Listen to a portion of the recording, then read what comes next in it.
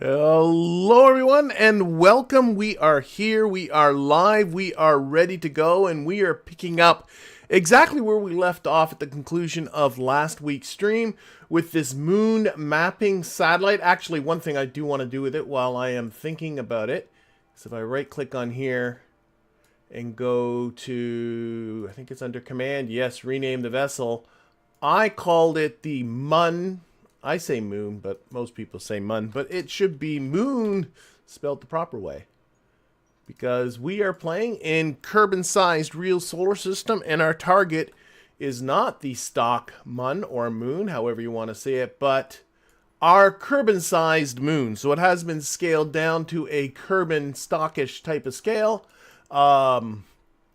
But otherwise, it is kind of like real solar system. I am playing this with a whole batch of mods, and you can take a look at the entire list of mods down there in the description if you are so inclined. But what we're going to be doing really is getting this thing off to the moon. And then we got, well, a couple of things coming, because if I look at my contracts, and this is really, I should be starting to really pay attention to this.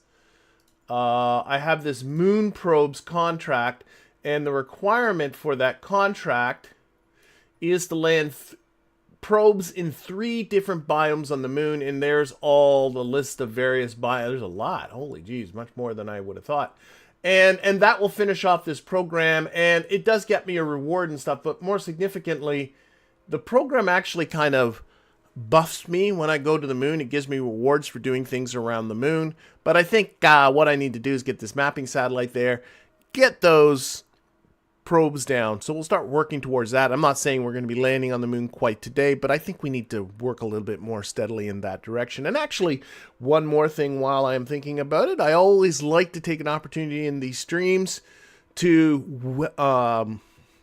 thank my Patreon patrons and YouTube members who directly support this channel. And in particular, I like to always make sure to give a shout out to anybody who is new. And in the last week, we do have a new Patreon. Oh no, this is a YouTube member. It is Chilliweek Panda. So welcome, Chilliweek Panda, and thank you very much for your support.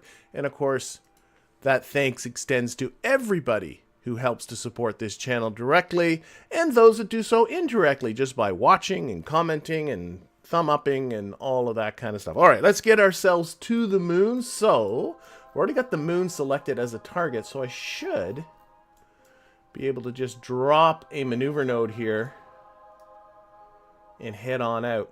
And for those people used to the stock play, you think, oh, this is Kerbal size, but actually the moon is not a mun distance away. It is 33,000-ish kilometers away. Again, scaled down from the real world. So the scale of it is actually like our new moon. So it actually costs a little bit more to get here than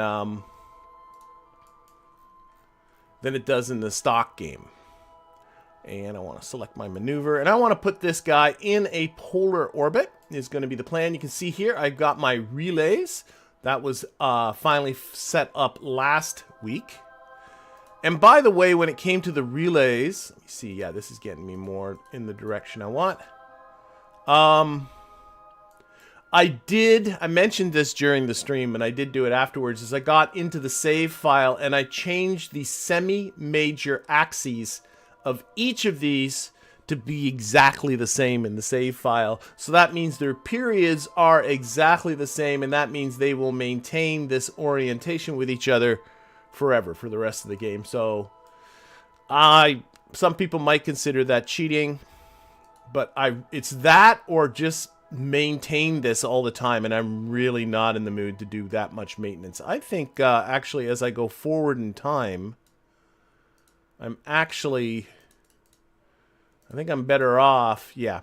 As I go forward in time, I can see myself going lower below the moon, so I'm thinking I'm better off backing off a little. Well, you know what? No, let's go forward in time. It's okay. Try and get this. Oh, no, here we go. This is more like, I want this to be. And I always get myself confused. Is a polar orbit like north-south on the screen, like or is it like perpendicular? I bet you, I think it's perpendicular to the moon's orbit? I'm not sure. You know what? We'll find out when we get there. I should be really paying attention to that kind of thing. I'm sure that's good enough. I'm sure that's good enough. Well, we'll bring this down, but that'll be done with a correction burn. You can't cheat in a single-player game. I agree with you. It's all individual judgment calls. Anyway, this is coming up in 12 minutes and 56 seconds. Let's actually select this guy here. Do I have any contracts? I should be paying attention to these. Oh, yes, I do. I have conduct a low-resolution altimetry scan survey of the moon and a multispectral scan survey of the moon. Both of those two instruments are on this probe. They do require you to scan 75% of the moon's surface. That's not going to happen today. In fact, I do have the same thing going around the Earth, and they're still not quite done yet. See, this low resolution is at 70% to 75%. So won't be completing the contracts, but at least we'll have a probe that will be in the right, doing the right thing. Okay, let's F5 this, get to here, and I should be able to run my KOS script. I've been growing execute maneuver. I have a maneuver executing script that I wrote. Time to burn is 54 seconds. As it seems to very slowly be getting itself in the right thing. You believe it's a perpendicular orbit, John says. So perpendicular to the plane of the moon's orbit. We'll find out. We'll just look at our inclination readings when we get there, and that'll tell us.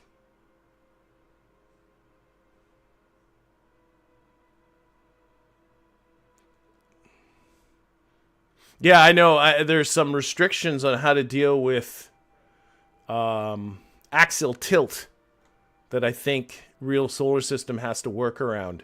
And that's where things get confusing and not quite matching what real life is. Because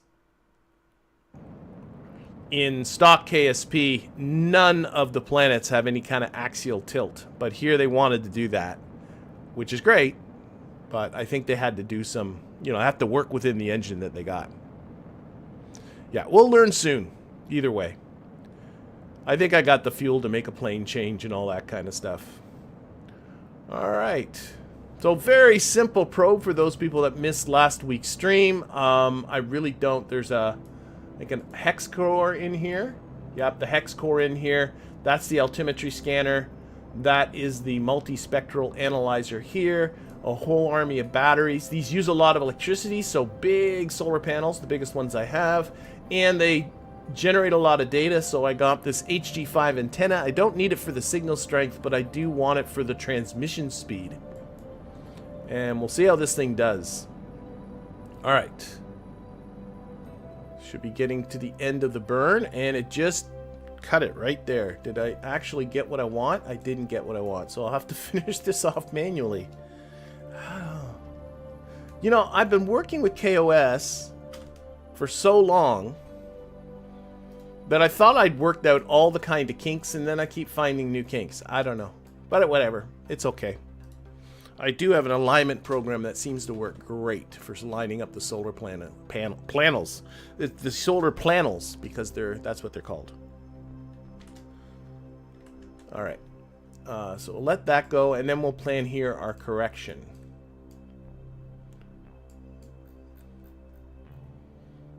Corrections at about the halfway point. I do like the extra little bit of challenge of having to deal with the fact that the moon is in a fairly highly inclined orbit. That's kind of fun. Okay, here we go. So I want to bring this periapsis down to about 60 kilometers. Actually, a little bit below 60 kilometers. And the reason for that's not for the mapping, but I do have the site experiment. And the site experiment has a space low component, and low space about the moon is 60 kilometers, I'm pretty sure.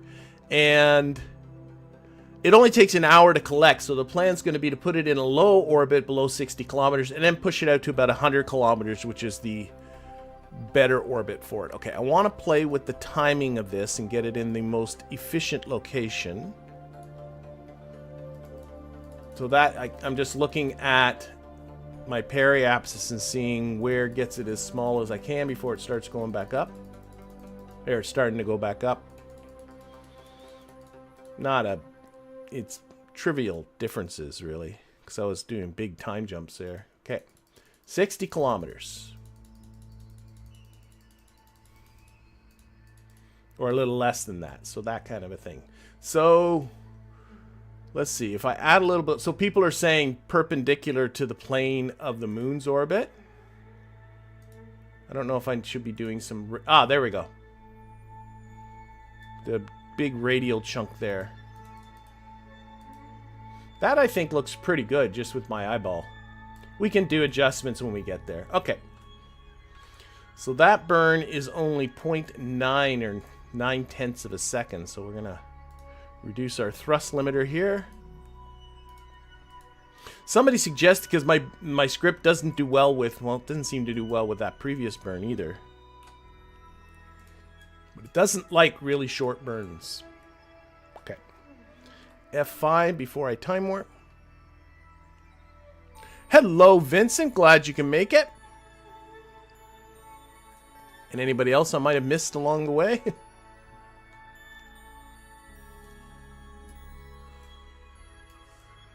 I'm always looking for Earth in the ecliptic plane, but it's, you know, it's always significantly above or significantly below. Okay, let's try the maneuver executor again. See how it goes. What's the nice thing about using KOS is it does sort of get my hands away from the keyboard and my eyeballs away from the screen for a little bit so I can look at the chat. Because I'm very, very bad at looking at the chat. Okay. I find that multitasking difficult. Okay, let's see how close this gets.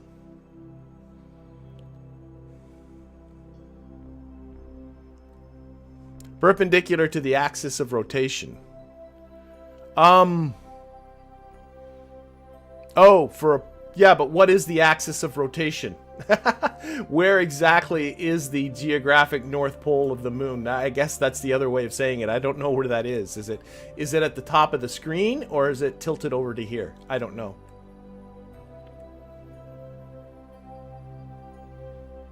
Okay, here we go.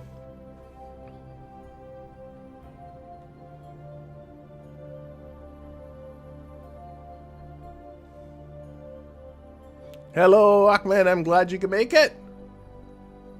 Okay, so we are just doing our mid-course correction, and we'll see how our maneuver editor does. Oh, it's really cutting down the throttle here for this last bit. Again, I want this below 60 kilometers. What is the hotkey that I use to activate this little freaky flight engineer in flight? You mean this? You mean this guy?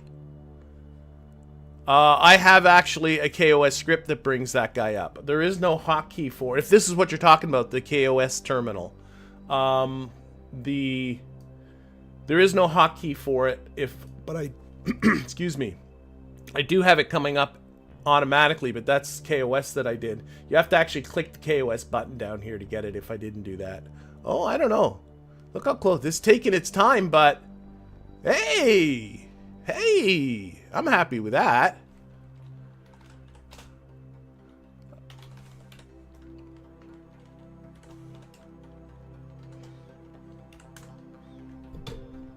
Move my microphone a little bit. I'm having trouble seeing my keyboard. Okay, I'm happy with that here. So I'm just realigning that. So we'll see if that's reasonably close to.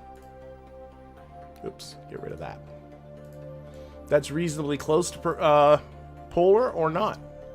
And if not, we'll make a change. Where is the moon? As always, it's coming at me from a direction that I don't anticipate. There we are, over there. Okay, F5. So I'm going to use alarm clock because I trust it so much more than the stock, and I'm going to give me alarm, stop me like a few minutes before the SOI change. There we go. Okay.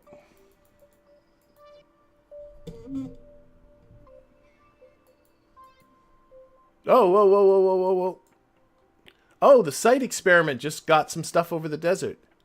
Sorry, I just, let me take, shoot. I need to get in the habit of disabling this alignment program before I time warp. And then that's what caused it to start spinning.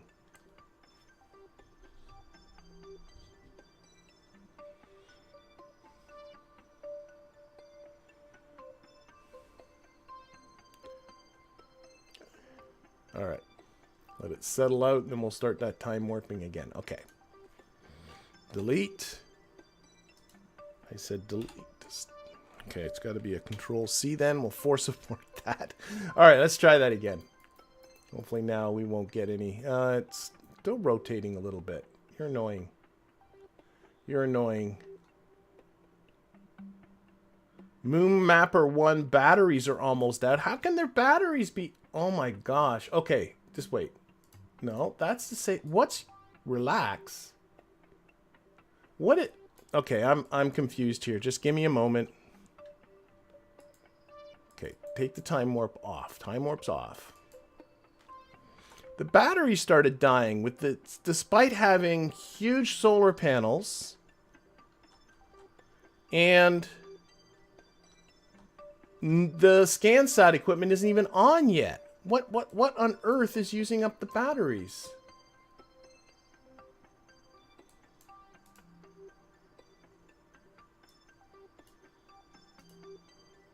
Is there something I don't understand with these solar panels? Okay, electric charge is perpetual now. I have no idea what was using up. Whoa. Did I see one of them being broken? Failures. No, all the solar panels are good. Okay, I'm confused. This is just getting to the moon is really... Oh, SAS is on, but that shouldn't be using up that much. Like, look at the size of these solar panels. Oh, did I go through an eclipse? Maybe. Maybe I did. No, no way I went through an eclipse. There's the Earth up there. It's full. Sun's back there. I don't know what happened there. Okay, this time I'm going to watch electricity. So it's charging up now. Oh my gosh. Just time warping here is turning into an adventure. Where's the moon? There's the moon. Everything seems good now. Batteries are full. Electric charge is perpetual. Very strange. Solar panels broken. I don't think so. I was just looking. They say they're all good. I can look at failures here. Every solar panel's good. And either way, I certainly don't have the vehicles to get a Kerbal out here to fix it. So, okay. We are almost in the moon's SOI. Let's finish that off.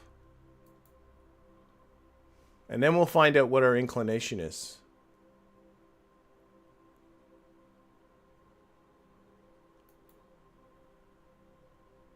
We're not there yet? We are there. Okay, what's our inclination? Let's look down here. It is 68.6. Okay. So what I'm going to do, let's open up Kerbal Engineer. Because Kerbal Engineer has some tools that are going to help me with this. So one of the tools it has is time to the equatorial ascending node and time to the equatorial descending node. We're going to install both of those and see if any of those are coming up. Oh, I hit the angle. I didn't mean to do that. Time there. Let's take the angle out. I can always look at the angle down here. So I'm not very close to... Dun, dun, dun. Where am I? This is what I want to do. Take the time out. Angle out. There we are. Okay, close that. Close that. So now I got that I have the equatorial ascending node coming up in 5 hours and 47 minutes. Yeah, of course. It's just past the periapsis. So I think what I'm going to do to affect a plane change... So I think out here it might be... Oh no, this might work. Oh no. No, no, no. We'll do it here. If I just do anti-normal. There we go. I can get 90 here. Yeah. So what we'll do... This is a tiny little burn. I'm just going to point myself that way. So point myself anti-normal. Does that make sense? That does make sense. Anti-normal.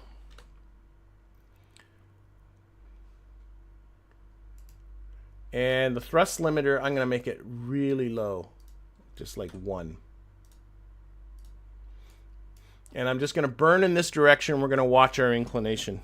I don't need a maneuver for this. At least I hope not. Oh, that is way too low on the thrust limiter. That's okay. So I'm just looking down here at inclination. It's now just at 72 degrees.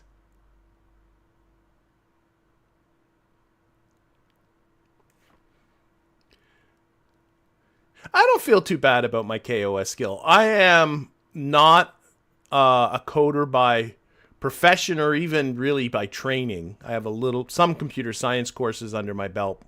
They were a while ago. So I really have to consider myself a hobbyist. So considering that, I'm fine with my KOS skills.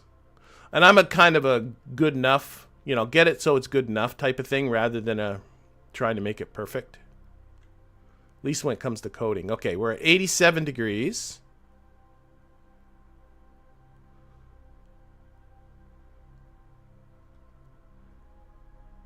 $89 degrees. 90 degrees. There we go. So there's a perpendicular orbit. Let's put that thrust limiter back up to something decent.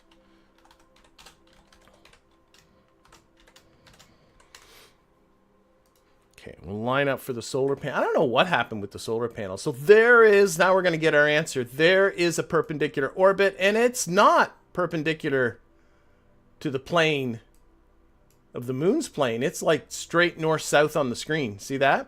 Like for sure. So there we go. Now we got our answer. Okay, what's our periapsis at? It's 53. That is fine. Again, I just want it below 60. And we're just going to make a maneuver here and get our apoapsis just below 60 as well.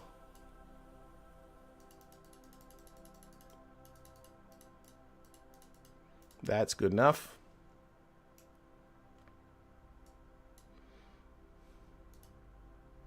Okay. And that is a 53-second burn, so we'll give ourselves a little bit more on the thrust limiter. 25 seconds. That looks good. A little F5ing. Okay, turn this off. That seems to be what got me into trouble before. And let's get down there and do this.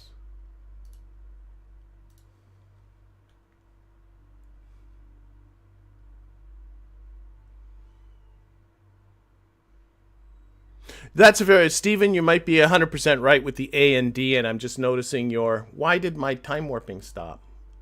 I was reading the chat, so I didn't see it. Oh, we're getting site experiments around the moon. Of course. Is that on now? Oh, maybe that's what's happening. That site experiment might be... Okay, we had just lost signal. All right. I think the site experiment uses more electricity than I thought it did. Oh boy. Okay, I'm gonna have to do some. We have to. Where's the moon? How close are we to the moon? I've lost. Okay, we're a long way off. We have lost electric charge, so we have no. I have no communication. Again, though, why isn't it charging back up again? We are in broad daylight. I think something funky's happening. Fortunately, I can't do anything, but I can't tell if my experiments are running or anything. This site experiment was definitely running. Let's turn this... Can I... No, I can't change that. I have no information about this probe because I have no communication with it. Oh dear.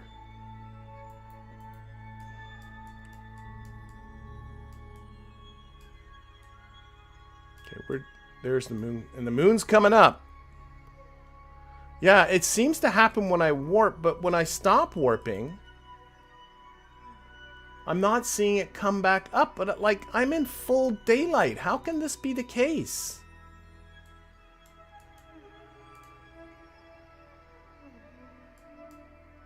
How can it be the case that I have no electric charge right now? There's no broken, like, I know that there's, this isn't making sense. The thing that's bugging me is I might not ever find out, because if we end up whipping by the moon without us getting a signal back, maybe it's a broken panel, but I checked the panels before when it did this, and all the panels said fine. All the panels said no problem whatsoever.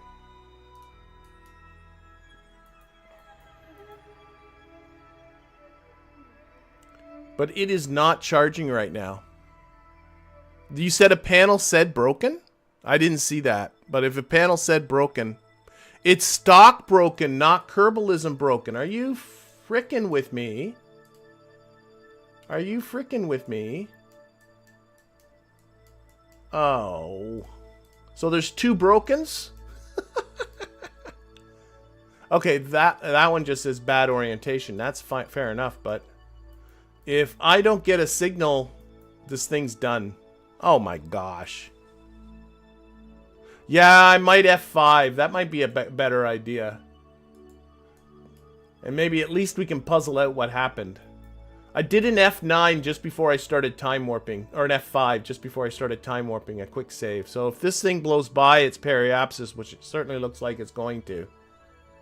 Okay, let's F9. Let's go back to just before I time warp and try to figure out what on earth just happened there.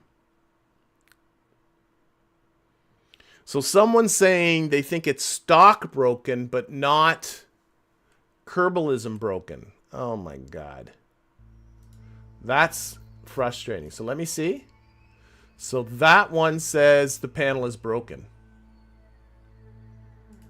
And this one says bad orientation, which is fine. And this one says panel is... I got two broken panels?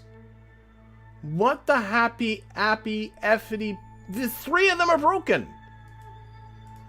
Three of them are broken. Oh, come on. That ain't right. And if I go to failures here, they all say good. But, okay. So this one,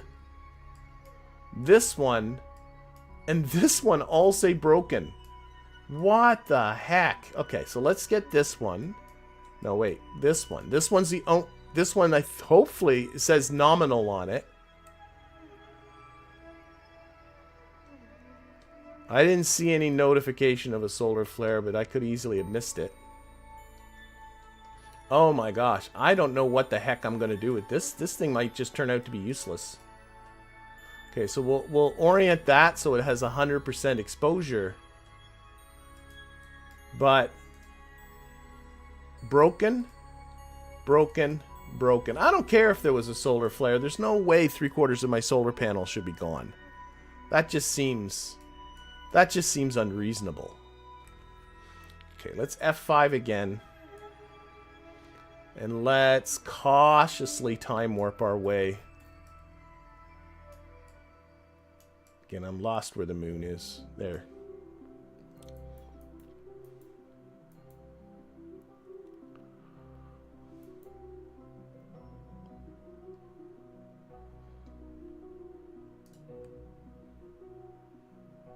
Wow.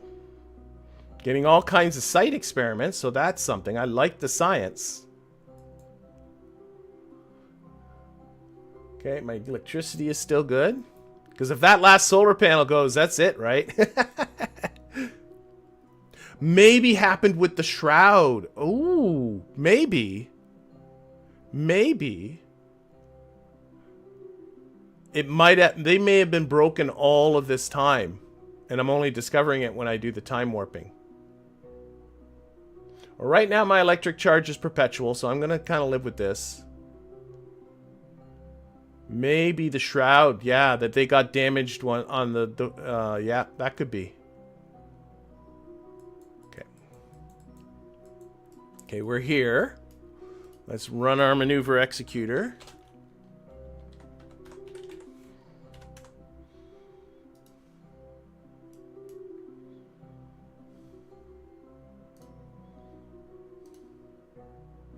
But of course, if that last panel's gone, then this thing's pooched.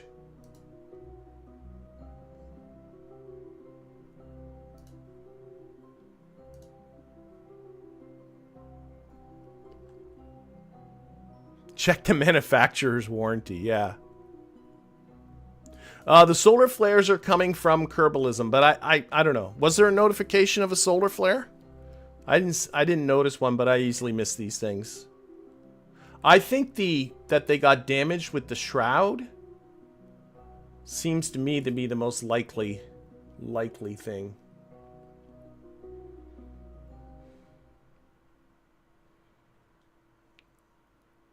All right.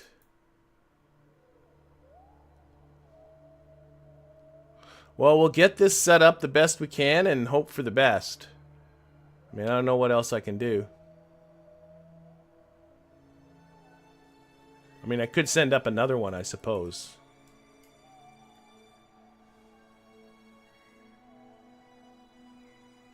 Yeah, the shroud is pretty tight. That's right. The antenna got broken up during one of the tests, is being mentioned in the chat. But it could be that like this way, this rolling while it's doing this burn. Very nice. Okay, we got our capture.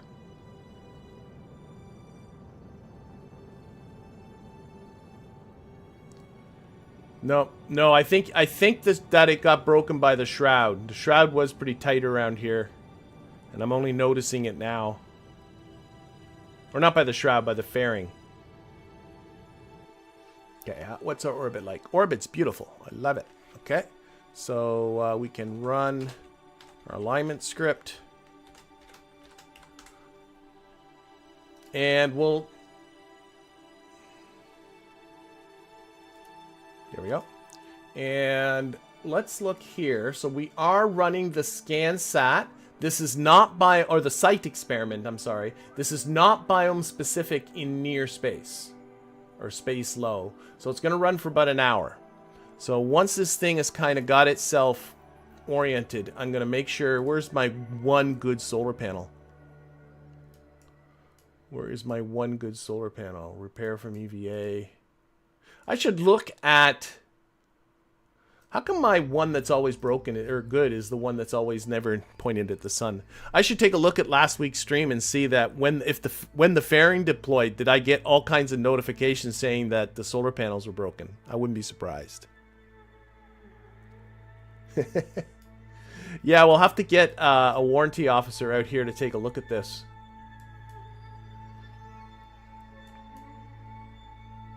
I mean, I suppose I could make a mission out of getting some Kerbals out this way and repairing it. I think it is doable. That's a doable mission. This thing's taking forever. It's like my... Oh, the only reaction wheels I have are in here.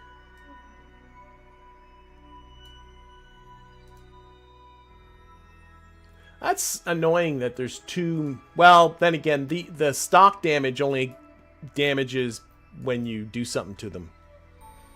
So if it wasn't for the fairing, they wouldn't be broken. Okay, let's orient this. Again, I'm looking at the exposure here.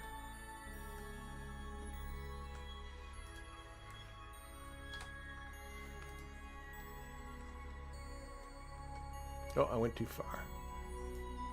What are you doing to me, game? Come on. Why are you going... Oh, I got my fingers wrong. I'm pushing the wrong roll key. How do I do anything in this game sometimes is a miracle. Okay, there we go. I just want to get some really good solar exposure on my one panel. There. Okay. So, F5 again because I'm about to do some time warping. Electricity should still say perpetual. That's good. Okay, let's see if we can nurse this through at least the site experiment.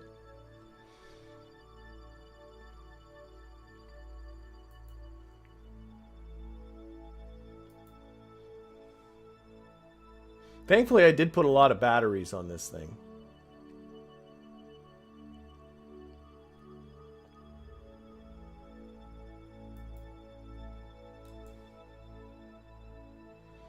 Okay. Site experiment is complete. Okay, let's lock this onto the prograde vector. Get our apoapsis up about 100 kilometers.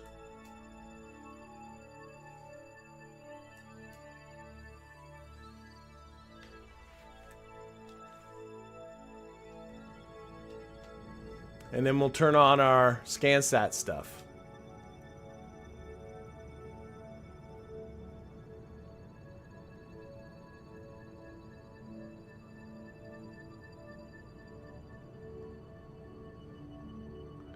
Alrighty. Okay, am I getting some decent exposure? Yeah, I am. Okay, just leave it the way it is. I'm just doing this manually, get her done, as it were. Get up to apoapsis.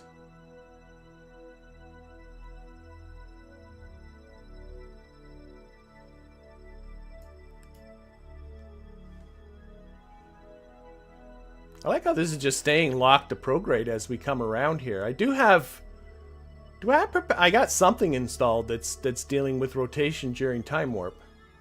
I'm not sure if it's persistent rotation or not. You guys can look at the list of mods. Well, I'm almost there. Still got 97% exposure there, so that's good. And now the site experiment is running in high space, and here it's biome specific. So it's interesting. It's biome specific in high space, but not in low space. So now it's going to be collecting all kinds of science. And so far, like, this thing's done actually a pretty good job. It's already transmitted 51 science, so I can't complain about that.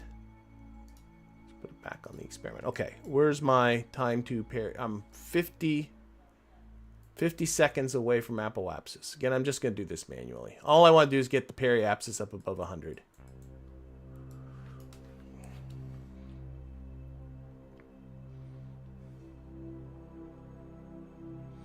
Okay, give me a moment.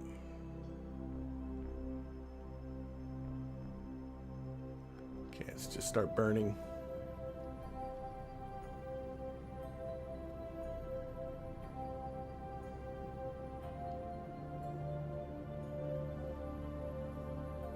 Okay, there we go. Again, align the solar panels.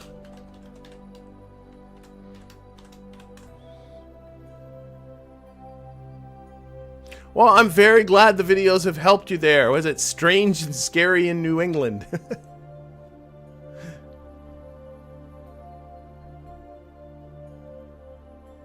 Yeah, it's 12.5 science per biome. It definitely is. Oh, I already got over the Midlands. But yes, it's 12.5 science per biome. We're in a polar orbit, so we'll eventually go over every biome. And there's a lot of biomes. So this can turn into a lot of science as long as she doesn't die on me. Okay, which one is the solar panel that is the decent one? That one. So we want to rotate you. Okay, do that, do that. Ah! Just gonna roll this again, get some exposure on my one decent panel. Like, maybe we can nurse this with one panel. I don't know. Somehow I doubt it. But we'll do what we can. Hopefully we can get this thing to limp through its mission. Okay, we have 100% exposure on our one good panel. So that's as good as that's gonna get. Oops, I just realized I shouldn't have done that. And I definitely don't need that. Oh, the program's ended. Okay, that's fine. Okay. Don't need that, don't need that. Now, what I'm going to do is risk turning on the two SCANSat devices. So we have our altimeter and our multispectral analyzer. They're getting started. And what is our... Well, our electricity still says perpetual. So we got all our experiments. Oh, actually, I guess the site experiment is waiting. Let's see what happens if it starts on something. Oh, it ran there very briefly. There. Now all of them are running. Oh, okay. Forget it. I'm not going to worry about it. But all of them are running. Electricity is perpetual. So I'm hoping this is okay. Data is being transmitted away. Right? We're actually going down with data. So that means that, oh, maybe because we're over the dark. But hopefully that means we won't run into data issues because the SCANSat stuff generates a lot of data. I'm thinking I'm just going to leave this here and kind of hope for the best. Oh, it's doing now a site experiment. So everything should be running right now. It is. Still says perpetual. So I got enough generation if it just holds this attitude. Yeah, I know. After some orbits, I think this thing will process. And I think Kerbalism does keep track of how the thing is oriented with the solar panels. So I might be in trouble after a little bit. But I'm preferring to close my eyes and go back to the Space Center and hope that everything's going to be okay. That's going to be my strategy. And if this thing ends up pooping out on me on some future date, I'll send out another one. That's going to be my plan. That's my whole plan. That's it. It's not much of a plan.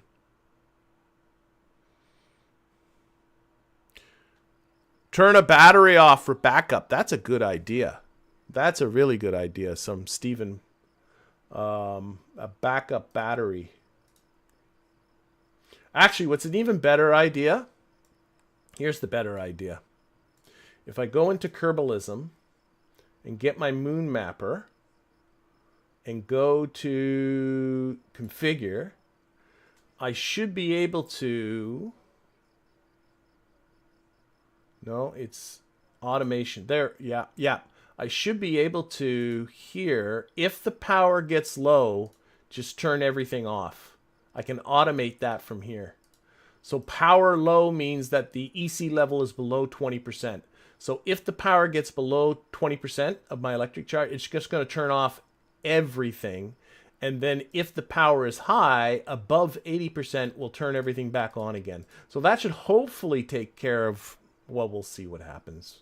Now, how much science? I have 124 science. And I've been saving it because I want to get, it's down here, which one? This one, Applied Science for 85, because it's got the GravMax negative gravioli detector, probably my favorite thing. Some better SCANSat stuff, so you can scan with higher resolution. We have the Atmosphere Fluid Spectrovariometer, and a bunch of deployable science for Kerbals, and also this experiment return unit, which is awesome. So I'm going to actually get that started. So that is being researched. Now, because of Kerbal construction time, if I take a look at my tech, that's going to take 21 days. So I'm going to go into my upgrades. So I don't want to wait that long. If I can push the right button, it all works much better. There we go. So what I want to do, I have 3 upgrades available. So I'm going to go into R&D. And I'm going to, instead of researching 4 science a day, let's try 8 science a day. And now it's going to take 10 days. I'm comfortable with that. That's pretty good. So we're going to close this. Do I have anything cooking in the vehicle assembly building? I do not. Okay. So one other thing I wanted to look at.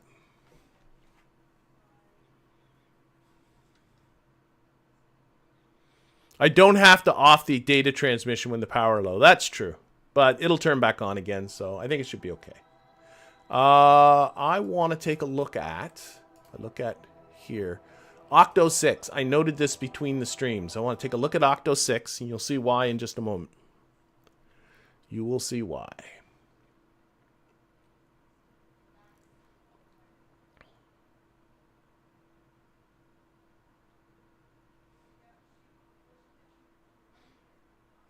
There's a bit of extra science if I open up the menu in the SCANSat parts. I think it's running automatically, but it actually, I don't think the science does well with Kerbalism and SCANSat. Anyway, this is OKTO 6, and what it has aboard is this magnetometer report thing. And if I take a look at here, let's filter by, oh my gosh, there. Filter by current vessel and look at the magnetometer report.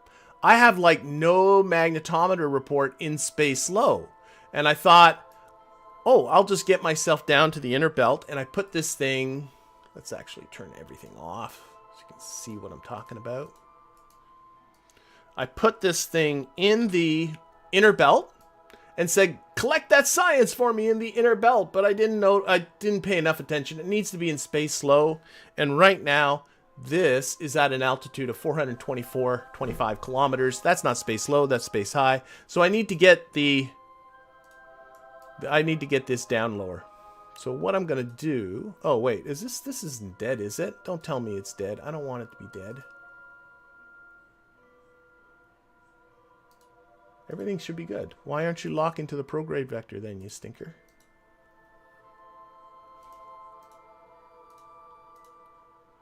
I can see these guys going over. Oh my gosh.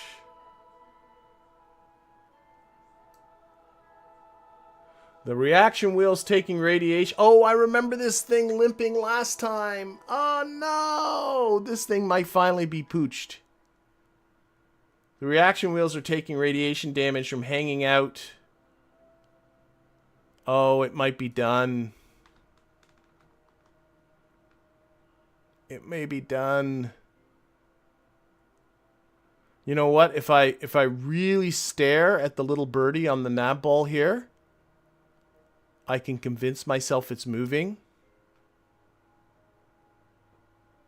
Okay. Okay. So you know what we're going to do with this? We're going to right now. So this, I think this is done. It's not worth it. It's taken too much damage here. So what we're going to do, back to the Space Center. I was going to move it into low space, but I think it's worth it. The Van Kerman belts have done it in. Spent too much time up here.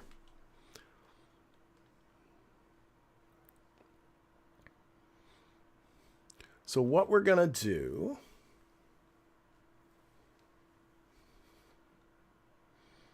that was the OKTO 6. The OKTO 6. So what we're going to do is we're going to open up Kerbalism. We're going to go into plans. Do I have an OKTO 6 sitting around? I don't. I never. Okay, fine. We'll go into here. Should have that saved somewhere. We'll get another one built. Send another one. It'll be overbuilt, but I don't care. And I'm going to get that building, and we'll fire that off near space into the Van Kerman belt. Because the Van Kerman belt has killed that one. Okay, OKTO 6. Should have it here. Oh, wow. Okay, what's... what is the OKTO? No, that's not you. I never saved an OKTO 6. I really didn't. Okay, well, this looks like it. OKTO 3. That looks like it, doesn't it? Okay. So what we'll do is we will build you. And can I access that build menu from here? Can. And I'm just going to take this and... Oh, I don't want to scrap it. No. Okay, fine. I'll leave it there. There'll be 2 OKTO 3s. Actually, no, I should leave it. That'll confuse me.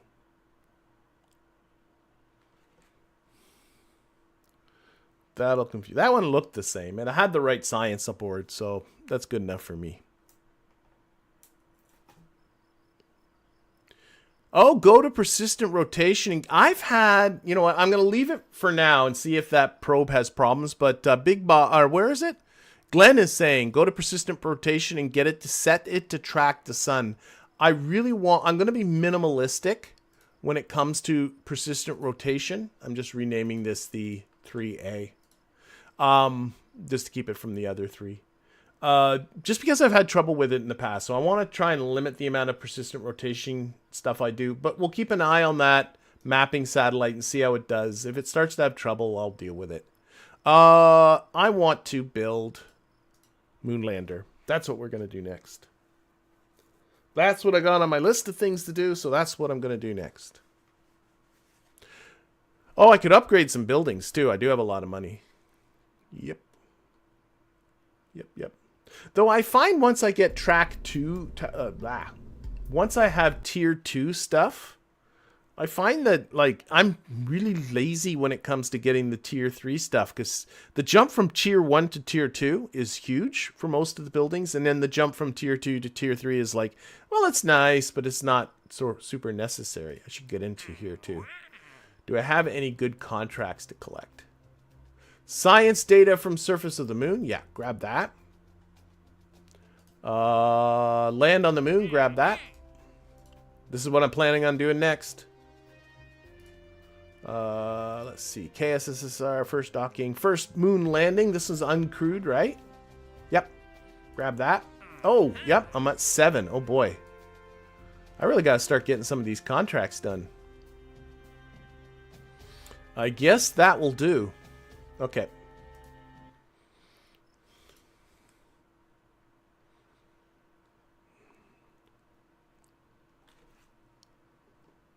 Yeah, I am stingy. I'll look at buildings once I get this build out of the way. I'll look at some buildings. The astronaut complex is still tier 1. Okay, so what we want to do, let me get these contracts prepared. So we have this first moon landing, science data from the surface of the moon, land on the moon, and moon probes, which is just land anywhere.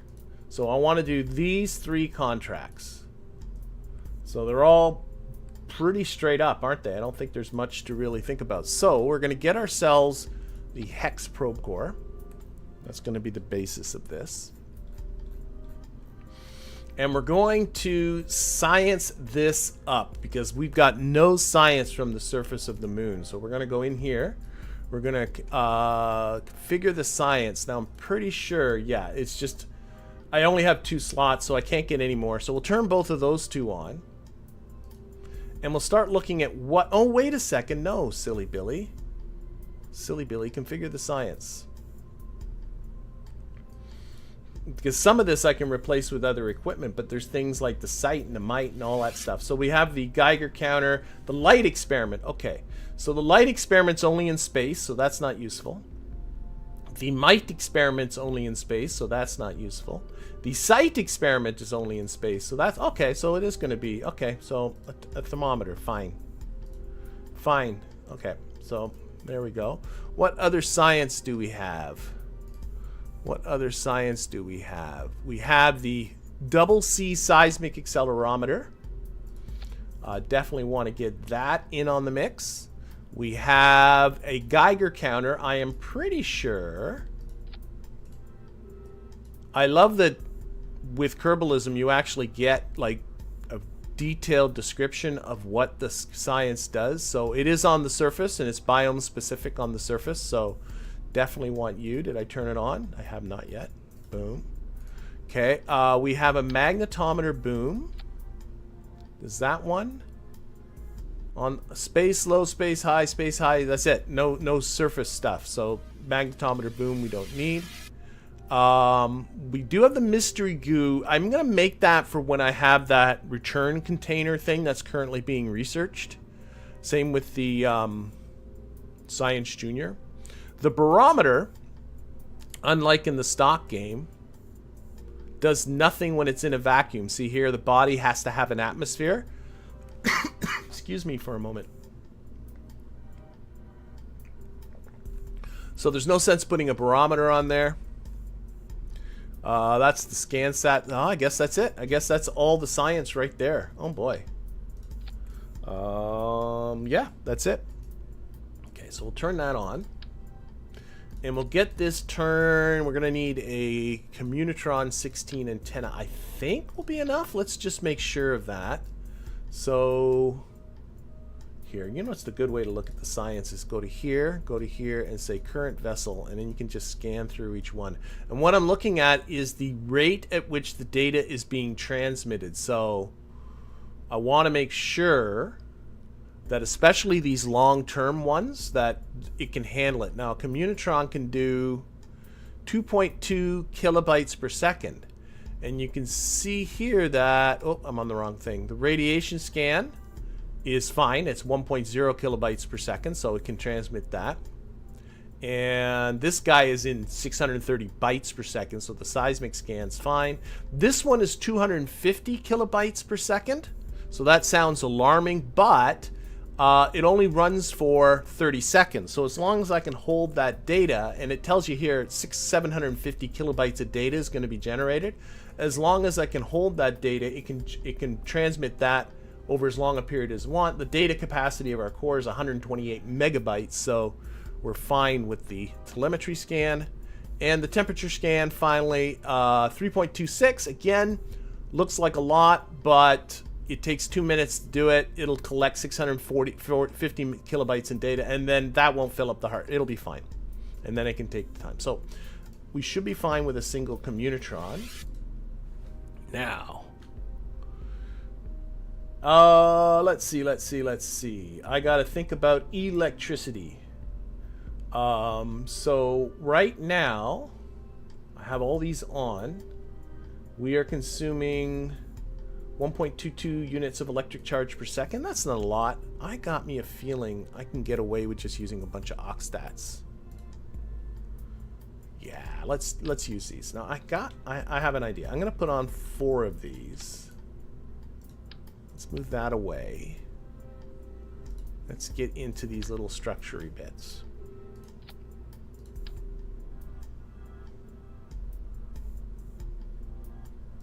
And I'm just going to tilt these, because this is going to be sitting on the surface, so I figure like a 45-degree angle would make a good...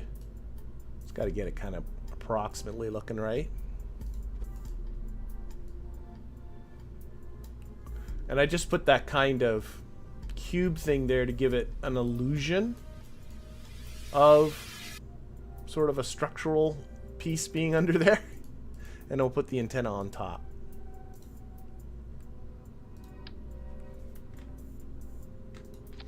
Okay, so that's all good. According to this, and this is taking into account that the panels are pointing in different directions, I'm generating lots of electric charge. Let's put her in the dark. It's only going to last for 8 minutes. Now, when it's sitting on the surface, the lunar night is like over 2 weeks long. I'm not going to put enough batteries for it to last for 2 weeks. There's just no way. So instead what we'll do is we'll program this to just shut down at night and then turn back on. I think that's better, but still I want it to last for more than 8 minutes. So what if I took like, where can I sneak batteries? Oh, that's gonna look funny. Let's just stick one of this under here. I have no plan, by the way. I just want to make sure that's clear. That'll last for 28 minutes. That's fine. Once it's on the surface, it'll be on its own. Upgrades, yeah, there are upgrades to do. Everyone's always reminding me of upgrades. Select the energy density here. Yeah, I don't know. Oh, reaction reel quality. Sure, let's upgrade that to high. It'll handle more radiation. That would have helped with that OKTO 6, wouldn't it have? Okay. So we're getting there. So now what we need to do is get this down to the surface. And what am I going to budget? What am I going to do? I don't know. It's not going to come back. According to the Delta V map, it's 560 meters per second to land, which is the same as on the stock moon, but I always budget more than that because I always find that number's a little tight. What do I get? Let's look at little fuel cans. I find the Oscar A just doesn't do a lot for me. What if I put an Oscar A and a couple of ants on here?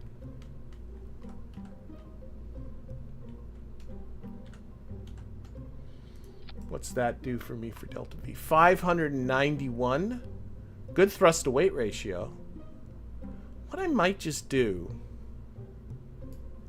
is, you know, put the carrier below this, and then kind of the idea will be we'll ditch the carrier during our descent. That will crash into the surface of the... Oh, wait a minute. No. This guy needs an impactor. Okay, we want more fuel. We want to leave our carrier vehicle in orbit so it can crash itself into the moon for this seismic thing. So let's get a bigger guy. Let's get the Oscar B on there. That's 2,000. Oh my gosh, that's a lot. How can the Oscar A be so little and this be so much? That doesn't make sense. Or keep that as an option. I could go to these little structural bits. What about this structural bit? Put a couple of these ants on the bottom again. And then use these little mini monoprop containers, but edit them so that they hold liquid fuel and oxidizer. What's that get me? 416. I put on like 4 of them. 724. Want around 800. There's 968. Yeah. So there are my 2 options, really. Maybe I don't mean maybe not as much as this. Let's see, what was it with 6 again? I might be. Oh, 6 is 900. Okay, what's 4? 727. I'm gonna go bigger. I'm being a wimp. I've never landed on this version of the moon before. So there's one option. We still got to put landing legs on it too. That kind of looks okay. And then the other, oh, let's see how much does this weigh? This weighs 368 kilograms. And now if I take this off, I'm going to go with whatever version is lighter. So that's 368 kilograms. And if I do that, and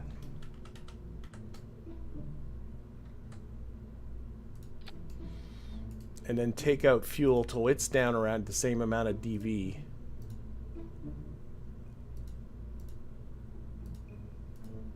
Okay.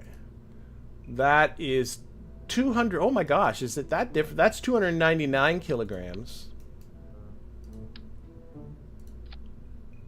And that's 3. Okay, we're not going this way. This is too heavy. We're going to go this way with just a lot of fuel taken out.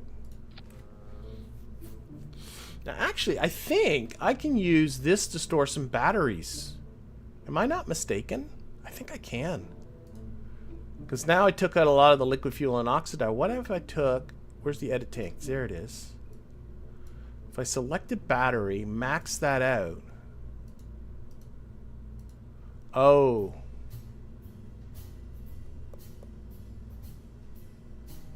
Edit tank volume. I only have... That's the maximum resource amount. I only want 7.2. So let's change this. Ooh, look at that. 7.2. Let's change that one to 8.8. And then get the battery...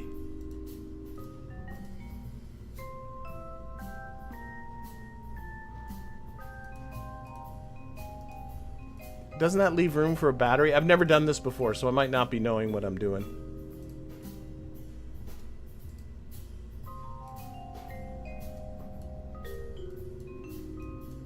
I don't know what I'm doing.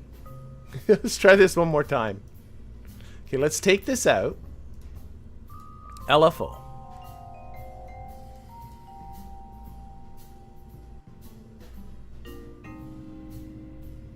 Half the available volume. Add that in. Okay. And then go batteries. Max that volume. Add that in. That's kind of cool. And now I got a bunch of I might not need this battery now.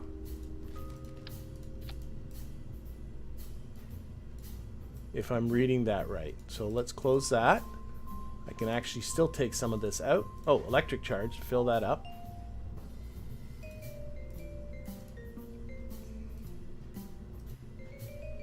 I got finer control here too. So that's 833 meters per second.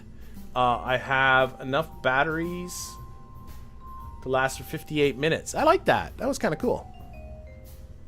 Yeah, okay. I was messing up before when I was, but I got it to work.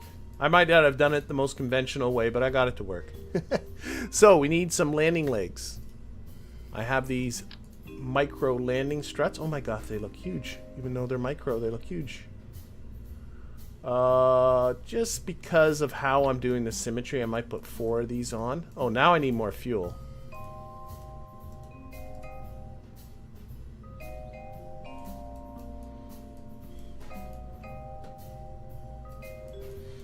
I don't know, to me that looks like a lander, doesn't it? Some lights? Blinky lights? Don't have... Oh no, I keep forgetting I don't have blinky lights in this game. How can I not have lights? That's so rude. Okay, fine, no lights. Okay, so this is it. Alright, so I think I'm looking at a lander here. Now, let's just give it a test. I'm gonna simulate this just on the launch pad. Do I need RCS or a bigger reaction wheel? I don't think so. I think the reaction wheels in the probe body should be fine. It's a tiny little guy. It's an itsy bitsy guy. So we're just gonna put this to a little bit of a test.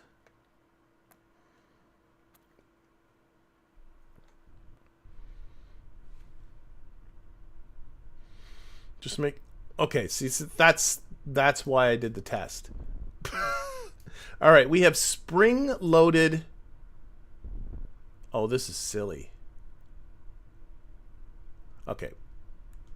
So, that kind of bounciness is obviously silly. Let's terminate this simulation. Let's see if we can play with the springs a little bit. The springs, I think, might be a little bit... Yeah, I know, we can land on the moon, but I haven't figured out how to put a light on the thing yet. The order's a little funny. So I'm going to get in, where are we? Here we go, spring dampeners. Let's turn just the spring strength down and the dampener strength down, I suppose. Let's see what that does. Simulate that one. Landing legs are so weird in this game.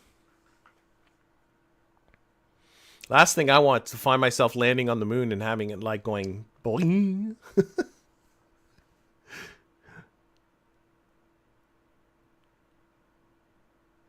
Yeah, I think the landing legs are probably... They're expecting you to build something a little bigger. That's probably what's going on.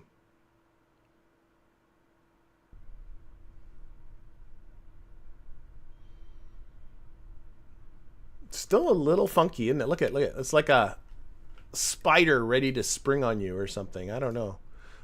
Maybe put the dampeners up a bit.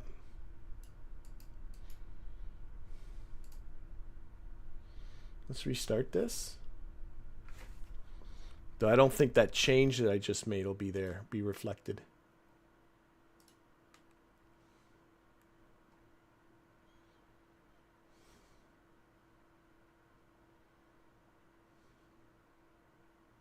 I mean, at least it didn't soar into the air.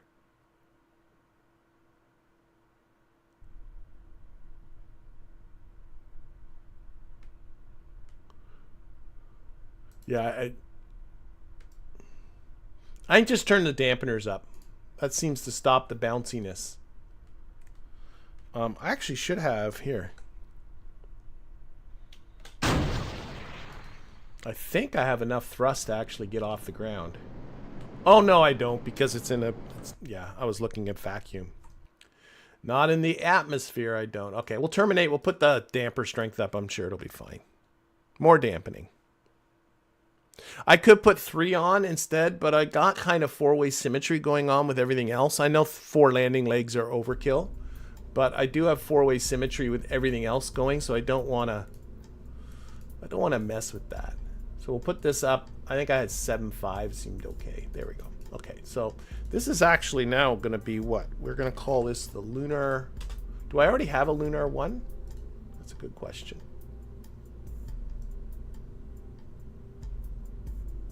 I don't. Yes, I do. Okay, so this is Lunar 2.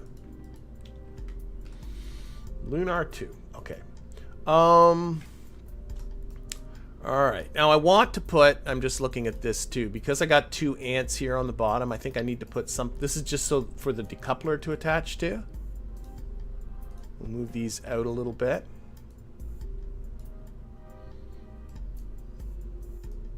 Maybe tuck them in a little bit. Do they have a different texture? There's a different button here, but to me they look the same. Okay, fine, whatever. I don't know why I like the gold on that. Does this have... Nah, gray was better. All right, I think I'm gonna go with this. So here's our probe. Track that. That should be able to tuck inside a fairing pretty nicely. Now we're gonna put, what kind of decouplers? Do I have at least some bigger decouplers? Oh, I do have the TD06 decoupler, good. So I'll stick that under there. We'll put a fairing under that. I'm probably the 1.25 meter fairing. And I'll enclose that easier, but I'm not gonna build the fairing just yet. What I wanna do is build the a vehicle to go under this. Should I put it in the service bay? Yeah, let's put that in. And then this guy's going to have its own probe body because it's going to need to crash into the moon. There it is. Okay, so it's going to need its own antenna. Just sort of stick stuff on here. It probably should have a little bit of a battery situation inside. There we go. Some solar panels.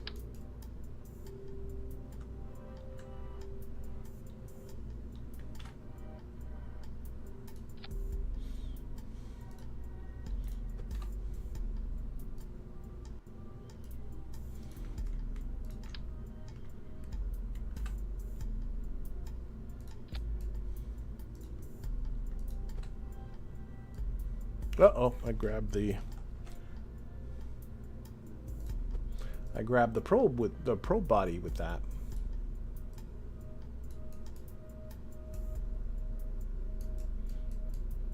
I'll figure out what to do with that antenna in a little bit. Battery should be good. Okay. And as far as fuel goes, I did work out a budget for this thing somewhere. I have 920 and 240.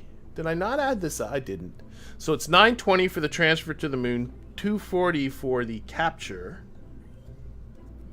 920, 240, and then about another 1,000. So if I can get this in around 2,200 meters per second, I'm going to be pretty happy with that. Let's see if I can get away with. There, yeah, they're arranged by name. I hate that I have, I still don't have big fuel cans. I find that just annoying. Okay. I probably can't get away with the spark.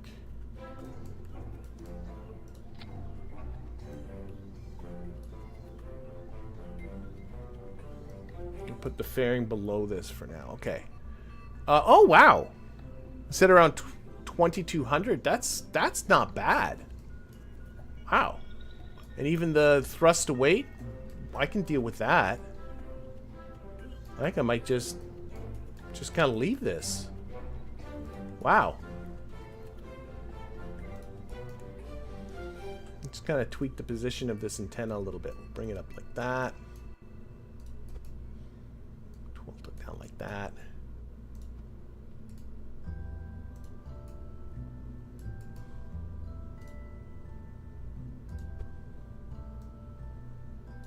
Okay. Yeah, I'll live with that. Okay. Dummy weights. He's right again. Yeah, I know. Actually, I think... You know what? I'll replace all this with the dummy... Yeah, you think so? The dummy weights again? It's not as complicated the staging as before, but you might have a point. Okay, let's... Because you're starting to think that that's too small. You might be right. The stock is completely messed up. I'm not going to look at it anymore. So dummy weights. Okay, I'll do some dummy weights. To do a dummy weight, what I'm going to do is make that probe core the root part. And I want to know, actually, no, sorry. Let's make this the root part temporarily. Take this off. Okay, how much does that weigh? 462 kilograms. And people who have been watching the last couple of streams know that I've been having some adventures when it comes to the DV calculations. And the dummy weight idea is the one that solves it. So 462 kilograms. Put that back. Do that. Take that off. And now, oh wait, what was the DV before I did that? Stop it. Oh, all this is messed up. There.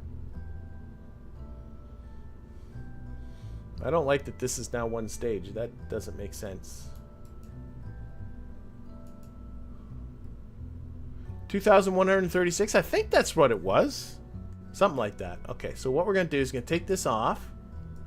And we're going to replace it with a dummy weight. Oh, for goodness sakes. I wrote it down and I got so many numbers in front of me that I... Oh, my God. Stop it with the fairing already. 462 kilograms. I can do this. 462. Where's that number written down? I know I wrote it down. Or did I just decide I was going to remember it? Oh, there it is. 462. Okay. So now I'm going to get a dummy weight with this utility weight mod. There we go. And we want it to weigh 462 kilograms. You can actually just type that in. 462 kilograms. And in theory, this should be... It's the same. See how it's the same? So that's an indication that actually I should have faith in this number. That's what I think. So we're going to throw that away. Put this back. I should have faith. Have faith. Have faith. Okay. So, let's just take a look at my little checklist here. Oh, KOS processor. Thank you. Thank you, thank you, thank you. KOS processor's up here. Might need to get a little bit. That is not a KOS processor. This is a KOS processor. There we go. A flight program. I do, yeah, I have the orbit. That's fine. I select the boot file. It is going to be the... That's not what I'm doing. Boot file. I have load software and boot up. That's my boot file. Science has been configured. Experiments are on. Data storage was looked at. Sample slots are irrelevant. I'm not collecting any samples. Communication should be fine. Electrical storage is fine. Electrical generation is fine. Part upgrades. How about you? Let's upgrade this guy. That's a very good point. Upgrades, upgrades, upgrades. Oh, wait. I can switch engines too, right? I can get the Tinder, which is a better engine. These are hidden. And then I'm going to upgrade it. I have 31 ignitions. How many ignitions do I have on these little ants? They only need to land. There's already 70. They're going to be fine. Okay, so part upgrades. Attitude control should be fine. Lights, I don't have any. Texture and painting, I'll get to. Okay. Let's tuck that away. I'm thinking this is... should be good. Oh, use an engine plate. Thank you. Yeah, I'll put an engine plate down here. Very, very, very true. That's for the next stage. This one. And that'll go there. Oh, for goodness sakes. There. I just like the nozzle sticking out like that. Okay. But 2145... Thrust away to 1.3. Can I sneak a little bit of fuel in here? Do I want to sneak a little bit of fuel in here? I do have these hemispherical ones here.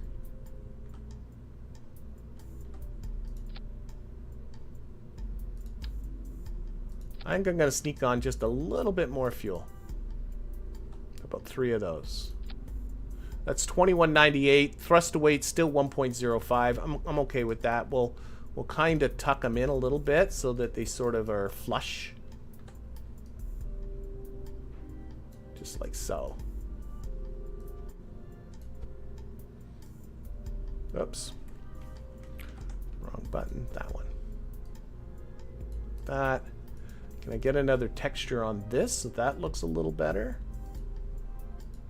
Not so sure. Can I get another texture on this? Oh, there are different textures.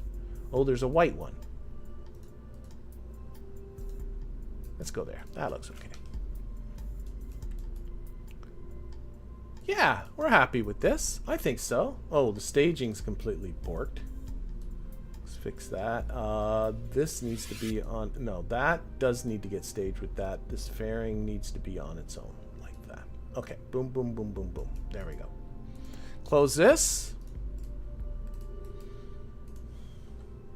Build a fairing. To come out around this. Try not to have it break anything this time.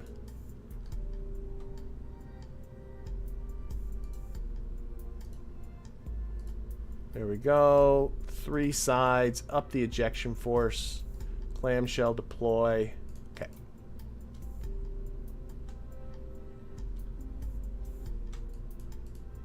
Oh. The antenna's not deployed there.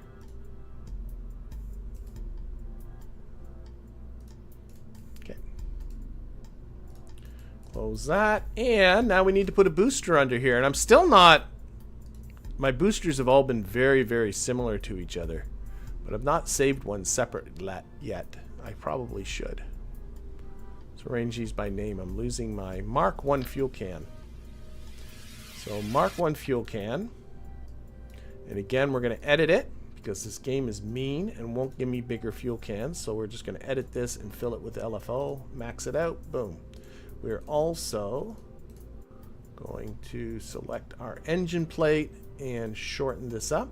Is this okay? That's good. There we go. Beautiful. Throw a bunch of these on here. Get a swivel on the bottom. Oh, wait, I forgot. I got the Kodiak. Put a Kodiak on the bottom. Oh my gosh, this is a huge amount. This stage...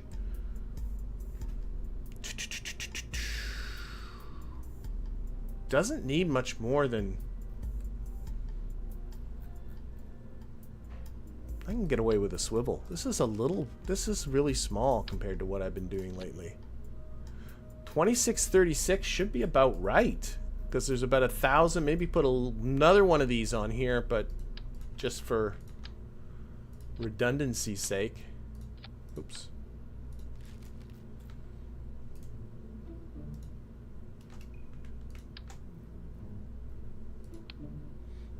Some fins. Basic fins. Where are your basic fins? Oh, I have these arranged. No, they're not. Where are the basic fins? There they are.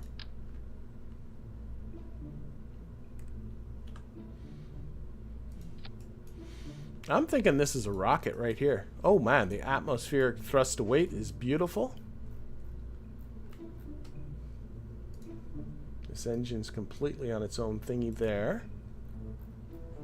All right, I think we're getting close to something we can test launch. Oops. Launch clamps. Like that. We're going to move this right to the top here. Take it out of the staging diagram. And we're going to stage the fairing with an action group 5. Like so. And on action group 0, we'll open the doors and toggle this antenna.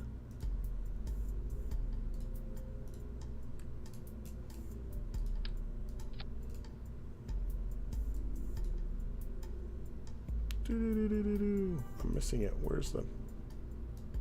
Close it. There we go. Action groups won't work without reaction wheels unless you fire. No, it'll be fine. It'll be fine. Like I got the gimbaled swivel for this whole ascent stage, and I got 2 probe bodies. The reaction wheels will be fine for navigating this little guy up at the top. I don't think I need further reaction wheels. We'll find out soon, but I don't think so. I think reaction wheels are fine. Everyone's saying reaction wheels. Reaction wheels are fine. Okay, where are we at?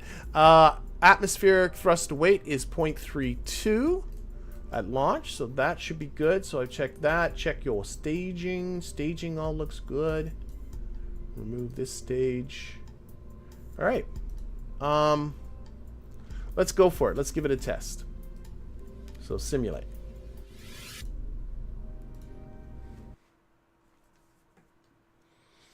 Sorry, young YouTuber, which mod are we referring to? Because there is an army of them. Most of them were installed by SCAN. There are a couple you have to install manually, and for those I did put links. But it's all down in the description.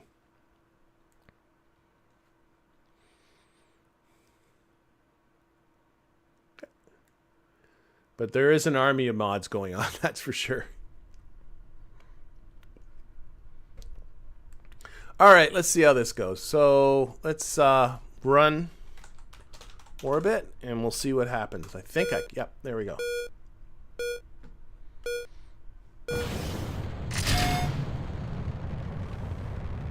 All right, and I was about to say the test is when we get this thing into orbit, but it really is. People are telling me it's the KRASH simulator, which is what I'm using right now, that is causing all the DV numbers to be messed up. We'll see what we have when we get to orbit. We should be using, you know, a portion of the fuel in this upper stage, but we should still have a good chunk of it. That's a really accurate description of what I think I should have left, isn't it? I'm trying to think. I'm gonna need, yeah, we should be using about half the fuel in this upper stage. If that's what happens, then I think we're okay.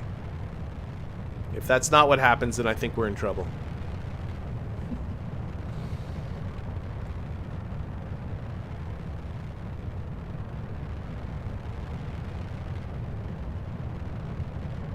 Do I need to upgrade the first stage engine? I don't think so. It's going to burn once and then be discarded, so I think it should be okay. If I were to relight it, I might, but I think it should be okay. Of course, those are some famous last words, aren't they?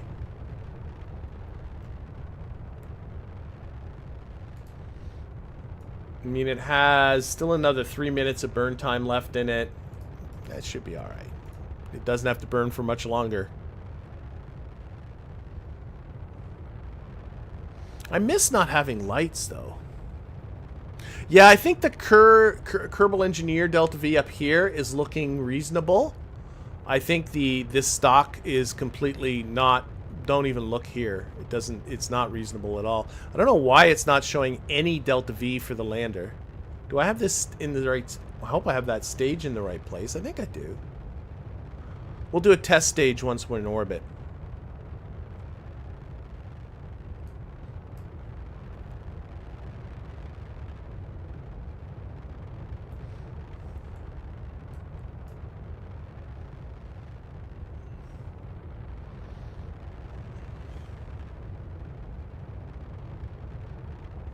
Alright, so should be losing this lower stage in just a little bit. Oh, should be losing the fair. Oh no! What happened there? It's opened the doors. Oh, I got things on the wrong action groups.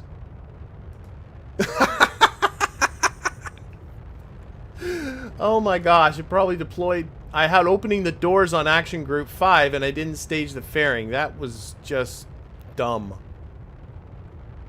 So when it was supposed to stage the fairing...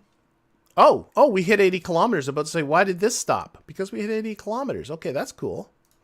So let's just turn down the thrust on this, because it's the thrust to weight's a little goofy. That's interesting. Oh, I should be ducky then. I should be ducky. Does the DV change based on throttle? It shouldn't. I don't know. I don't trust this DV until, well, I don't trust it at all, but even normal circumstances, I wouldn't. Okay, why? What is going on here? Same, oh, everything's confused. Okay, just, where's,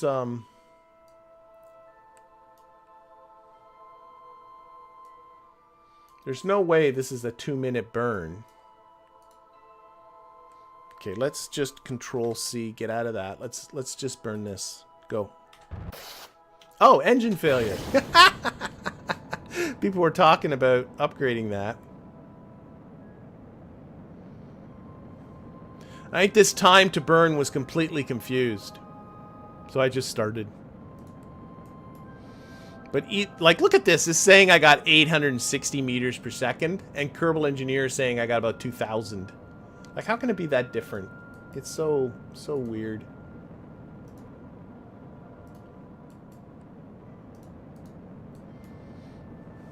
I think it's fine.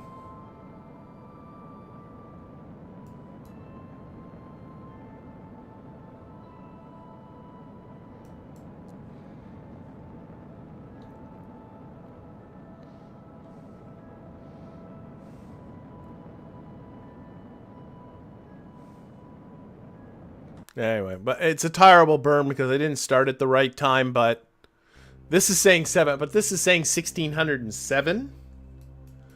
I just want to really quickly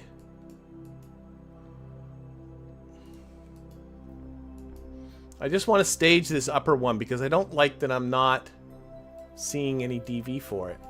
So I'm just going to stage it. Oh, no, that should be good. Oh my gosh, where'd you go? Come back here. Okay, now it's saying 843. That's right. That's right. We're fine. I'm going for it. Let's terminate the simulation. Back to vehicle assembly. Let's go. Let's go.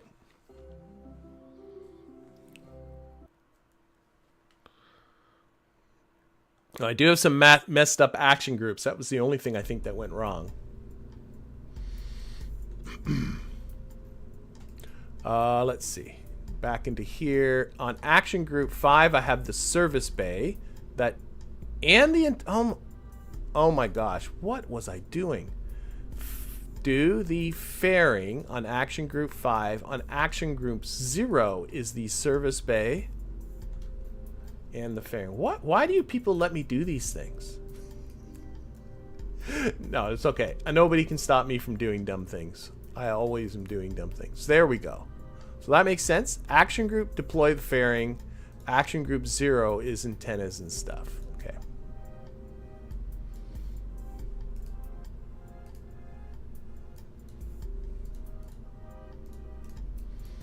This should be good.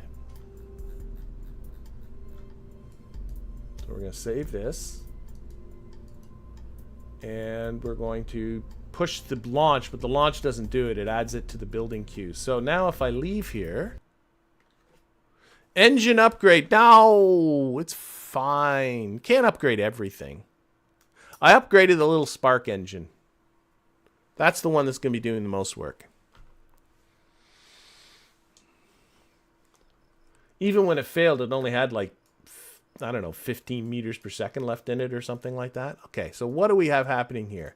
So we have the OKTO 3A being built, and then we got the Lunar 2 being built. Let's do that. So we're going to warp to the completion of that. Getting lots of science from around the moon, so it's good to see that still going. I'm going to roll this out. And we're going to launch it.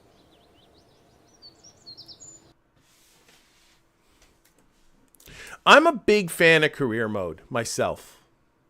I'm sorry, is it Bool? I'm going to go with Bool with the umlaut on the O. Or Bool. Bowl? Bowl. I don't know. But I'm going to... I can't play anything but career mode, but that's just me. But it's a personal thing. I like having lots of things to manage, which you can see right here. In science, there's not a lot to manage. So if you prefer not to have a lot to manage, then... Science mode is for you. Okay, I don't have any KOS on this sucker, so we're gonna have to fly this manual like. And I didn't review it or do anything, so hopefully this is going to be well behaved for us. Let's find out.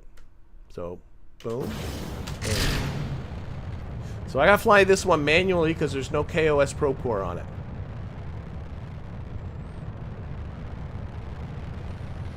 So we're just gonna knock it over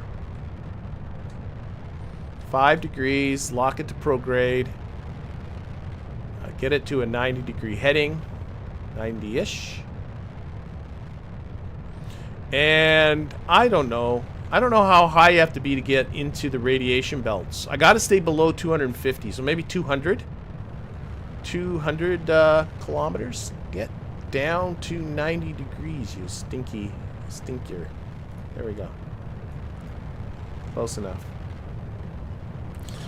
So we want to, if I go to map view here and take all of this noise, the noise, we want to get in this belt but below 250 kilometers. That's our goal.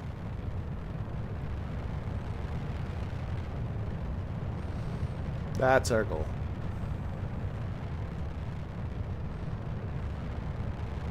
This is one ugly looking rocket though, I can say that. Okay, let's reduce our throttle here a bit. Which honestly on this big engine doesn't save me a whole lot, but what it does do is it just kind of, you know, if you want to make adjustments during your flight, I just find it's much more forgiving when you're just going slower. So I like reducing the throttle here. If for no other reason than just to simply sit there, I can review what my path is. If I want to make adjustments, I can, and everything's happening slower. How do I get the clouds? The clouds are coming from the Environmental Visual Enhancements mod, which works on virtually everything. Like, you can install that easily in a stock game, too. Need more thrust than that.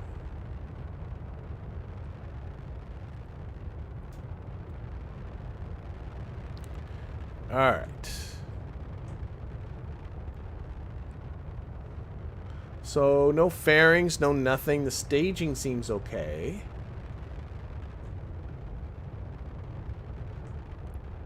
Boy, there's a lot being done by this engine, I tell you. I'm going to keep going until it gets to 220 kilometers. So, a little bit, 230 kilometers. a little under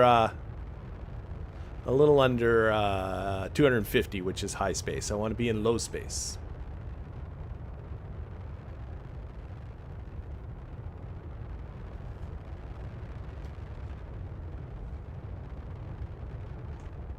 All right, just gonna kind of let this ride. Let her ride. So, yeah, I'm aiming for. Oh, yeah, should be in the belt the whole way around. Not much I can do about it. One time I sat there and I time warped to go, oh, well, I'd love to be able to be inclined this way. But of course, as you time warp, the belt goes with you. Because it's locked to the Earth. It's the Earth that's creating the magnetic field. So that was a embarrassing revelation there. It's not like an orbit. Okay. I'm not adjusting the throttle anymore. I'm just gonna let this apoapsis get to about, did I say 230? Sure. 230. Ah, yes. 4 versions of KSP. I'm always multiple versions of KSP going at the same time. One thing, if you're going to get into modding, I would really recommend is that you keep a clean version of KSP. Like, say you got it from Steam or whatever. That you keep a version of KSP that, you know, I think the fact that it's coming in and out of the belt's not a bad thing. But you keep a clean, okay, one thought at a time. Keep a clean version of KSP, I think, is a very useful thing to do. So, that way you're always installing mods onto a fresh version of the game rather than uninstalling, because not all mods are easy to kind of get rid of all the remnants of it. It's much, much easier if you're going to go starting with a new game to start from something clean. Let's turn on the magnetometer report. It should start scanning now. Oh, why isn't it expanding? Oh, I'm in... No. Oh, I'm time warping. Your rocket? No. There it goes. That's interesting. Oh, I'm... No, this is the right rocket. Okay, we're collecting magnetometer report. That's just unusual. Okay, where are we at? I got to get to apoapsis. Pay attention.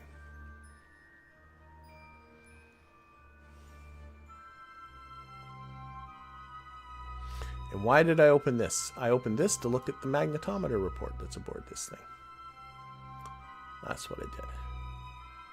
So I want to collect this 4.9 inner belt. Magnetosphere is when you're out of the belt. So actually, if it comes in and out of the belt, I think that's a good thing.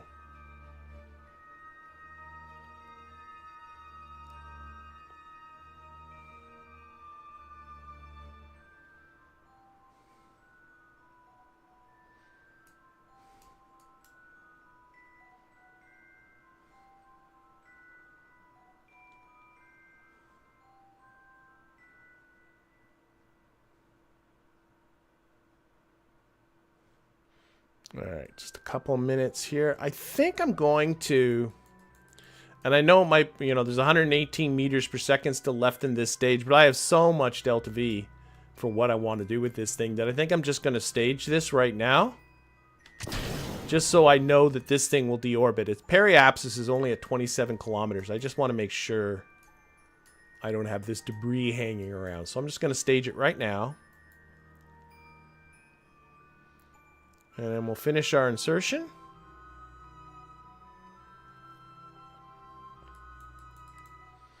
And hopefully, it takes 6 days to collect all that science. So that's a lot of time there.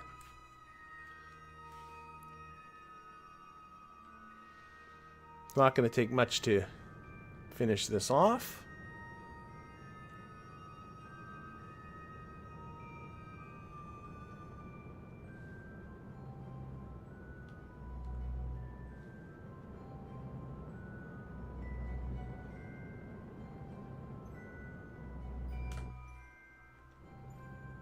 That's good.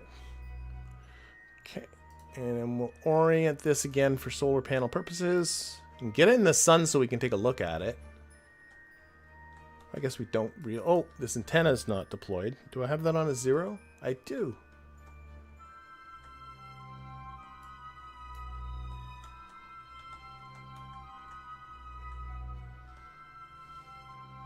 Okay, so we are collecting now science. Why is... I have no... Kerbalism's being... Okay, let's get out into the sun. Usually if you hover over this, it tells you what it's doing, but it's... This is acting... Oh, I see what I've done wrong. Oh, this has got to be on devices. Oh my gosh, what a rockhead. There we go. So we are collecting magnetometer science in space low in the magnetosphere. So right now we are actually out of the belt, but we should find... Let's just make sure this works the way I'm intending. That now we should be dipping back into the belt. Yep, now we're low in the inner belt, so this is actually a really nice orbit. So it's going to dip in and out of the belt, and it'll be collecting. There's 5 science in each of those 2 zones. It's going to spend some time doing it, but should be okay. Okay. So I'm going to just leave that all alone. Yeah, it's good. Let's get back. Yeah, why is... orbital... No, that orbital velocity... My orbital velocity is over 3,600 meters per second at 8.5 kilometers. Not in stock, it shouldn't be. Not in stock scales. Space Center. Peter, I'm just noticing what you're saying. Now, if are you playing on the 2.5 scale?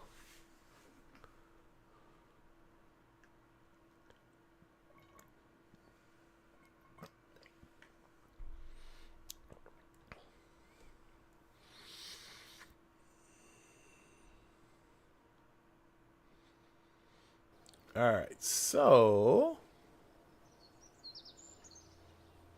yeah, there's different versions of Kerbal-sized real solar system out there, so it's really easy to get the 2.5 scale and the instead of the regular scale. In fact, I think it's the more popular one than the Kerbal scale.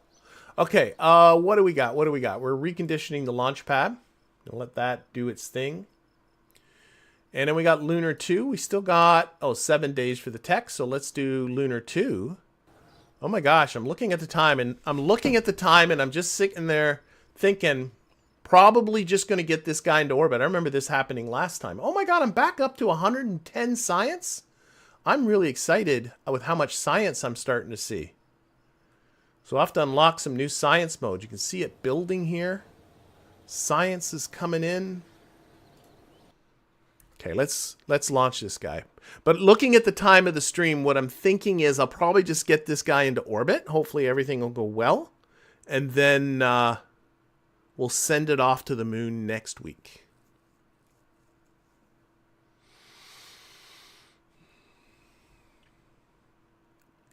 Are you talking, Peter, are you talking about where can you look up what scale you got?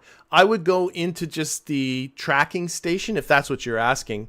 Take a look at the Earth and look at that orbital information stuff. And if it says that it's, like if you go in, I think I can do it from here. Why does that all have to be on? If I focus this on the Earth and go to orbital info or planet info, here it is, planet info. The equatorial radius is 600 kilometers. That's the same as Kerbal. If yours is not that, then you're on a different scale. Let's turn off those. Okay. All right. So anyway, to get myself to the moon, we've now run into this a bunch of times. I got to launch at the right time. There's one launch window a day. And that launch window, shoot, it's going to be a night launch. I can already tell.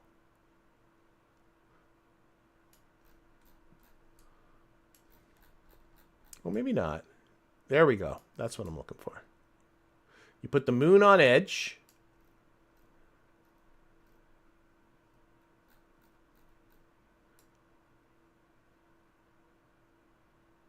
Maybe I'm not so bad. Why is it? No. Yeah, I got a time warp. Yeah, I'm in the wrong spot. I got to launch when the KSC is right here. So we're at the wrong spot. I got to time warp around. I actually missed my launch window. So we're time warping this around. Stupid tilted planet and tilted. Oh, actually, I think I got a bit of a different situation than I've had in the past. You want to launch. Shoot. Now it's dipping below. I'm going to go for it right here because we'll go down towards the equator and I want to kind of match this here. Let's go for it right here. Right here. Let's do it. I'm just eyeballing it and I'm sure there's a better approach to that. Run, orbit, go. I'm time warping. Oh my gosh.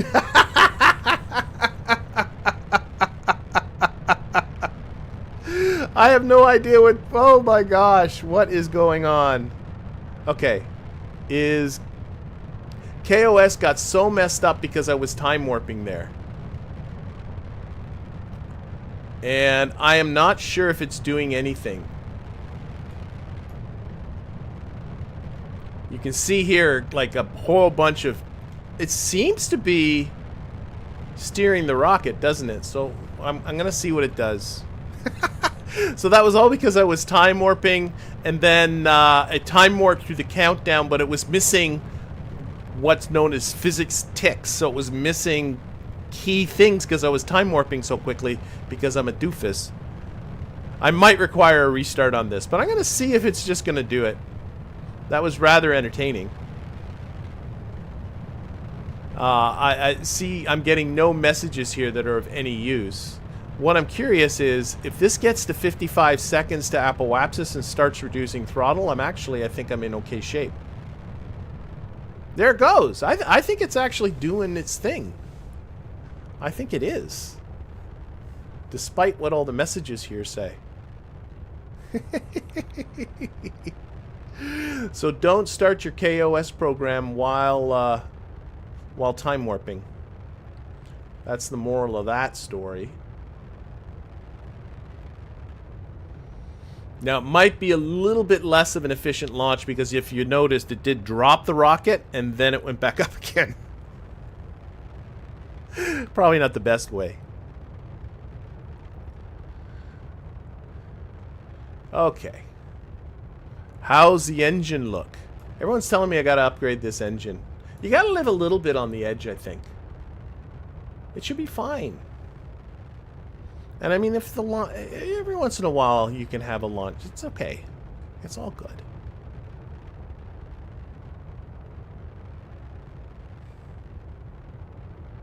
Yeah. No, those numbers sound right to me, Foxworth Games. Well, you're very welcome there, ScopeX. I enjoy making them. And I did drop an announcement. Oh, we got the sun coming up.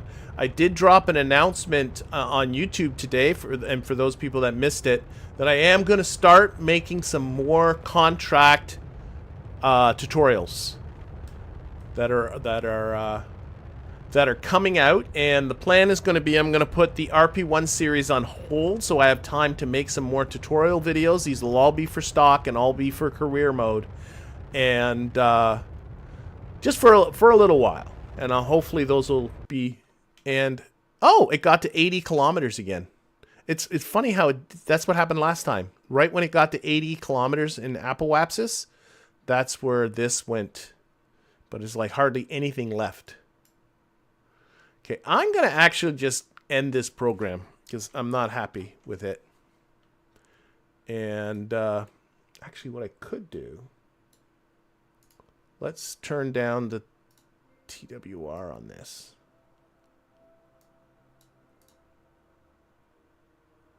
That seems more reasonable. I think I might just do this manually, this insertion. Keep it locked on prograde. There we go.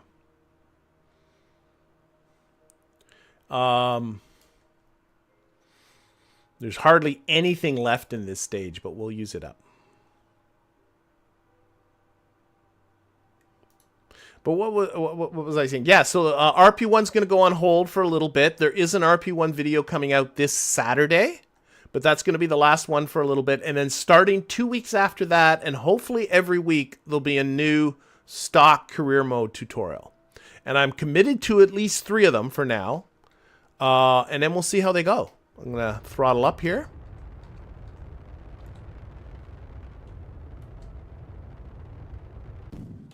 Stage, and we're on to our super mighty, let's just lock the prograde here, super duper mighty spark engine there. Actually, it's not a spark, it's something else because it's got an upgrade on it. It says spark, but there's some upgrade on it that's actually something else. I'm started that a little late. Let's pitch up a bit. I just noticed my time too was getting close, so I'm just keeping myself from passing my own apoapsis. I don't want to do that. Now I can probably lock it back on.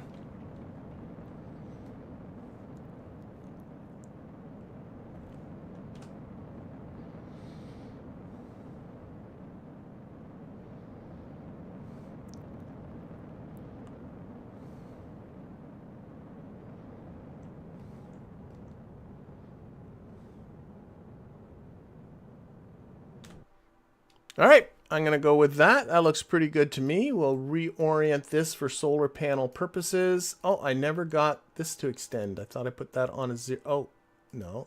There. Maybe I messed up with the... Again, how is my... Yeah, my orbital insertion is crap. I really got to get my head around. I got a 15-degree difference with the moon. That didn't go very well. But we'll make it work. I still have 1,633 meters per second of delta V left. So should be good. That's actually just in this stage. For whatever reason, McJeb is not reporting on what's going on in the stage above it. But that's okay.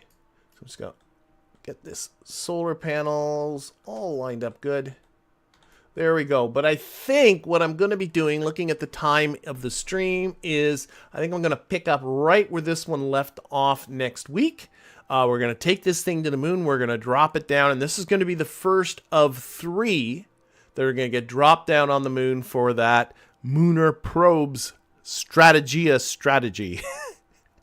But that's all going to have to be for next week. So in the meantime, I want to thank everybody that's in the chat. I want to thank everybody who's watching this at a later date. And of course, a very special extra thank you to my Patreon patrons and YouTube members who continue to support this channel. Have yourself a fantastic week, and we'll see you all next Tuesday. Bye, everybody.